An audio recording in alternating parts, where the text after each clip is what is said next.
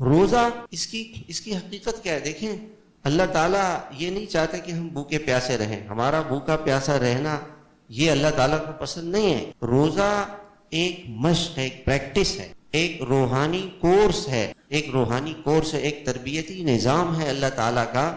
اس تربیتی نظام سے اللہ تعالیٰ چاہتے ہیں کہ پورا معاشرہ اس تربیتی نظام کا حصہ بن جائے. وہ کیسے؟ دیکھیں، جیسے میں نے یہ حدیث سنائی کہ روزہ دار، اللہ تعالیٰ فرماتے ہیں کہ روزہ دار نے روزہ میرے لیے رکھا. اب ایک آدمی گھر میں ہے اور اس گھر میں کوئی نہیں ہے، اس کے ساتھ اکیلا ہے، کھانا بھی رکھا ہوا ہے، پانی بھی رکھا ہوا ہے.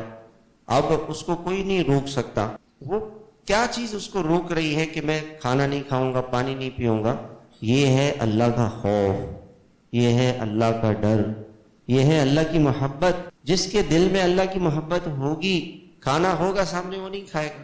آپ نے دیکھا ہوگا چھوٹے بچے کو، آپ 10-11 سال کا بچہ ہے، اس کا روزہ رکھوایا آپ نے، سامنے اس کی افطاری موجود ہے. بلکہ چھوٹے بچے جو روزہ نہیں بھی رکھتے نا، وہ افطاری کو ہاتھ نہیں لگاتے. سب کہتے ہیں سائرن کا انتظار کرو. اس وقت بھی بچے سائرن کا انتظار کرتے ہیں کہ سائرن ہوگا جب سب کھائیں گے تو ہم کھائیں گے.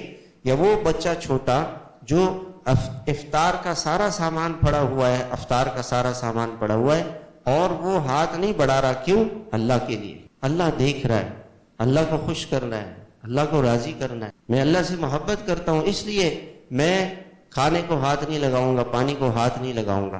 یہ جو جذبہ ہے یہ روزہ ہے، اس کو روزہ کہتے ہیں. اب یہ جذبہ صرف دیکھیں، رمضان میں اللہ تعالیٰ نے آپ سے کھانا حلال، پانی حلال، بیوی حلال. اللہ تعالیٰ نے فرمایا کہ نہیں، اس کو حلال کھانے سے، حلال پانی سے، حلال بیوی سے اپنے آپ کو روکو. آپ کو ایک پریکٹس کرائی جا رہی ہے کہ آپ حلال چیزوں کو اللہ کے حکم کی وجہ سے روکو، تاکہ آپ ہر حرام سے رک جاؤ.